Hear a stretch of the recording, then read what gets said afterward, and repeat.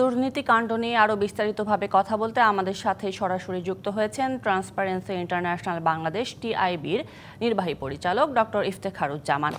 Doctor Iftekharuzzaman, আপনাকে স্বাগত আমাদের আয়োজনে। এই যে এমপি অথবা প্রভাবশালীদের নিয়ে এখন নানা অভিযোগ আসছে, দুদক যে স্টেপগুলো বা পদক্ষেপগুলো নিচ্ছে তা কি যথাযথ? আপনি কি মনে করছেন? দুদকের যে পদক্ষেপ সম্পর্কে আমরা জানলাম আপনাদের প্রতিবেদনে, সেটি অবশ্যই উৎসাহব্যঞ্জক। তবে আমার এখানে একটি প্রশ্নটি সেটি হচ্ছে, যেমন মালয়েশিয়ার কাছ থেকে মালয়েশিয়া কিন্তু বাংলাদেশ থেকে যে অর্থ পাচার হয় তার একটি উল্লেখযোগ্য ডেস্টিনেশন। তবে এটি শেষ নয়, আরো অনেক বেশি যায়। যাই হোক, মালয়েশিয়া থেকে যে 11 জনের তথ্য চাওয়া হয়েছে, আমার প্রথম প্রশ্ন যেটি জিজ্ঞাসা দুদক, আমি জানি না ভালো জানবে, সেটি হচ্ছে যে কি প্রক্রিয়ায় চাওয়া হয়েছে তথ্য।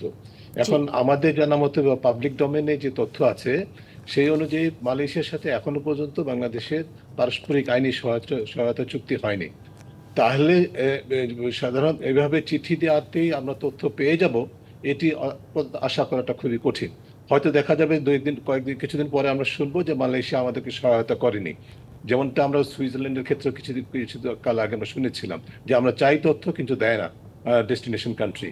এই ধরনের একটা বলবো যে বিভ্রান্তিমূলক অবস্থা সৃষ্টি হয়। কাজেই এটা খোলাসা করা দরকার যে সত্যিকার অর্থেই যথাযথ আইনি প্রক্রিয়ায় আন্তর্জাতিক আইন অনুযায়ী, বিশেষ করে জাতিসংঘের যে আন্তর্জাতিক দুর্নীতি বিরোধী কনভেনশন আছে সেই কনভেনশন অনুযায়ী আমাদের কর্তৃপক্ষ এক্ষেত্রে দুদক তথ্য চেয়েছে কিনা।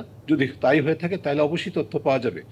আপনি বা সংবাদ মাধ্যম কর্মী, দুর্নীতি বিরোধী কর্মী, আমরা তথ্য চাইলে দিবে না, কিন্তু সরকারের যথাযথ প্রতিষ্ঠান যদি যথাযথ প্রক্রিয়ায় তথ্য চায় তাহলে শুধু তথ্য দেওয়া না, আরো সহায়তা করবে যাতে করে পাচারকৃত অর্থ ফেরত না, এবং যারা পাচার করেছেন সম্পদের মালিকানা অর্জন করেছেন তাদের জবাবদিহিতা নিশ্চিত করার জন্য এক্ষেত্রে মালয়েশিয়া সরকার বা অন্য ক্ষেত্রে অন্যান্য সংশ্লিষ্ট দেশের সরকারগুলো সহায়তা করতে কিন্তু প্রতিজ্ঞাবদ্ধ এবং আইনগতভাবে বাধ্য। কারণ তারাও আমাদের দেশের মতো জাতিসংঘের যে আন্তর্জাতিক দুর্নীতি বিরোধী কনভেনশন তার স্বাক্ষরকারী দেশ, সদস্য রাষ্ট্র। জি, ডক্টর ইফতেখারুজ্জামান, আপনার কথায় দুটি প্রতিবন্ধকতার কথা আমরা জানতে পারলাম, যেটা হচ্ছে তথ্য দিতে না চাওয়া এবং হচ্ছে টাকা যে পাচার হয়ে যাচ্ছে সেগুলো যে ফেরত না নিয়ে আসতে পারা। সরকার তো নানা পদক্ষেপ নিয়েছে, তারপরেও টাকাগুলো ফেরত আনতে পারছে না কেন? এখানে আসলে প্রতিবন্ধকতা আরও কি কি রয়েছে?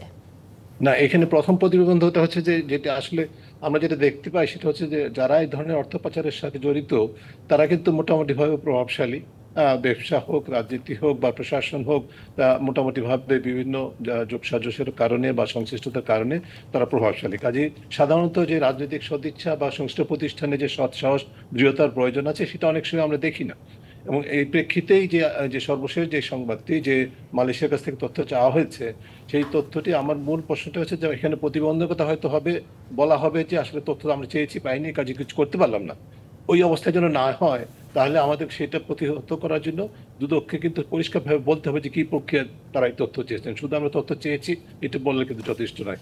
এখানে প্রতিবন্ধকতা হচ্ছে যে মূলত এটি, আর তার বাইরে অন্য যে কারণে হয় না, যেটা আমি রাজনৈতিক সদিচ্ছা বা সংশ্লিষ্ট প্রতিষ্ঠানের সৎসাহস দৃঢ়তার কথা বললাম, তার বাইরে অন্য একটি বিষয় হচ্ছে যে আমাদের সংশ্লিষ্ট প্রতিষ্ঠানগুলোর মধ্যে পারস্পরিক সমন্বয় এবং সক্ষমতার ঘাটতি।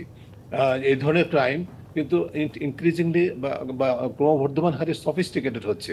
যারা এই ধরনের অপরাধ করছেন তারা বিভিন্ন বেনামে এই ধরনের সম্পদের মালিকা অর্জন করেন এবং তার মাধ্যমে নিজেদেরকে গোপন রাখতে পারেন। এই ধরনের বিষয় আছে, কাজে এখানে টেকনিক্যাল সাপোর্টেরও অনেক সময় দরকার আছে বলে আমি মনে করি। তবে এখানে মূল প্রশ্নটা আমি আবার বলবো যে আসলে যথাযথ প্রক্রিয়া দুদক অনুসরণ করছে কিনা, এই প্রশ্নটা আমার কাছে পরিষ্কার নেই, প্রশ্নটা রয়ে যাচ্ছে।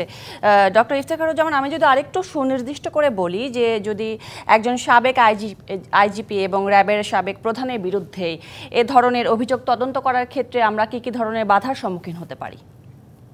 এখানে আমি বলবো যে আজকের যে সংবাদটি যে দুদক, আমি বলবো যে স্বপ্রণোদিত, প্রশংসনীয় ভাবে আমি বলবো স্বপ্রণোদিত ভাবে দুদক প্রাক্তন আইজিপি সম্পর্কে কার্যক্রম শুরু করেছে, ইতিবাচক, এবং তার প্রেক্ষিতে আদালত থেকে একটা নির্দেশনা এসেছে, সেটি ইতিবাচক প্রথম পদক্ষেপ। দুটি আমি মনে করি ইতিবাচক, বাট প্রথম পদক্ষেপ। এর মধ্যে যেটা দেখার বিষয় সেটা হচ্ছে যে যেহেতু তিনিও একজন অত্যন্ত প্রভাবশালী ব্যক্তি, দুটি আইন প্রয়োগকারী সংস্থার শীর্ষ পদে অধিষ্ঠিত ছিলেন, তার ব্যক্তি হিসেবে রাজনৈতিক সংশ্লিষ্টতারও তথ্য আছে। এই প্রেক্ষিতে যে বিষয়টা দেখা দরকার যে আসলে এই যে প্রক্রিয়াটা শুরু হলো, এক্ষেত্রে যদি তার বৈধ হওয়ার সাথে অসামঞ্জস্যপূর্ণ সম্পদ আহরণ তিনি করে থাকেন, যেটি খুবই সম্ভব বলে মনে হয়। তার কারণ হচ্ছে তিনি যেই কর্মস্থলে যেই বেতন ভাতা ইত্যাদি সুযোগ সুবিধা পেয়েছেন দেশে বা দেশের বাইরে, তার মাধ্যমে এই বিশাল সম্পদের মালিকানা তার বা তার পরিবারের হওয়া যৌক্তিকতা বা যথার্থতা নিয়ে প্রশ্ন থাকতেই পারে। কাজেই এই যে বৈধতার সাথে অসামঞ্জস্যপূর্ণ সম্পদ যদি তিনি আহরণ করে থাকেন, তাকে জবাবদিহিতা নিশ্চিত করার জন্য এই যে প্রাথমিক প্রক্রিয়া শুরু হলো, এটি শেষ পর্যন্ত যাবে কিনা সেই প্রশ্নটা কিন্তু দেশবাসী অত্যন্ত আগ্রহের সাথে অপেক্ষা করবে। নাকি হয়তো দেখা যাবে আমাদের যেটা হয়, যেহেতু প্রভাবশালী ব্যক্তিগণকে আমরা বড়জোর যেটা দেখি, জিজ্ঞাসাবাদ শুরু হয়, একসময় কিছু কিছু কিছু মানে বলবো যে অনেকটা লোক দেখানো প্রক্রিয়া অনুসরণ করা হয়, কিন্তু পরবর্তীতে সেটি চাপা পড়ে যায়। এই ক্ষেত্রে তাই হবে কিনা সেটা দেখার বিষয়। দেশবাসী অবশ্যই চাইবে। জি, ডক্টর ইফতেখারুজ্জামান, আরো একটি বিষয় নিশ্চয়ই আপনারও নজরে এসেছে, সেটি হচ্ছে যে এই যে অভিযোগগুলো আসছে বা যেটাই হোক না কেন দুদক তদন্ত করে বের করছে, যে এগুলো কিন্তু অবসরে যাওয়ার পরে কিংবা রিটায়ারমেন্টে যাওয়ার পরে এগুলো হচ্ছে উদ্ঘাটিত হচ্ছে। তো উনি তো হচ্ছে যিনি হন না কেন, উনি তো ইন সার্ভিস এই দুর্নীতিগুলো করেছেন, তখন কেন তদন্ত করা হয় না? তখন কেন হয়নি সেটি আসলে যে সংশ্লিষ্ট প্রতিষ্ঠানগুলোর বিষয়। কারণ এই ধরনের হয়তোবা সম্ভাবনা ছিল না, সুযোগ ছিল না।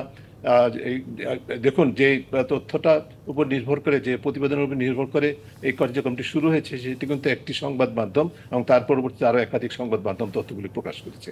কাজে তাদের হাতে তো সরকারি অ্যাক্সেস পাওয়াটা সবসময় সম্ভব হয় না। এক্ষেত্রে সেটা সম্ভব হয়েছে যে কারণেই তারা সেটা করতে পেরেছেন।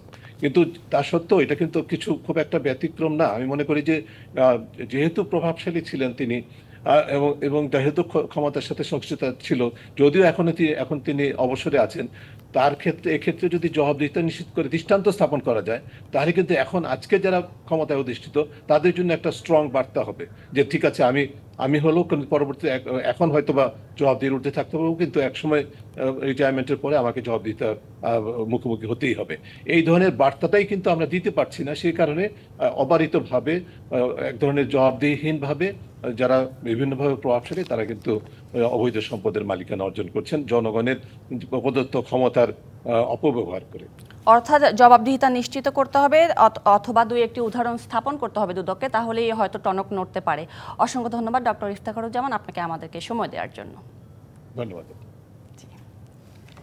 নগদে 500 টাকা বা তার বেশি পেমেন্টে পেতে পারেন ঢাকায় জমিসহ 20 কোটি টাকার পুরস্কার।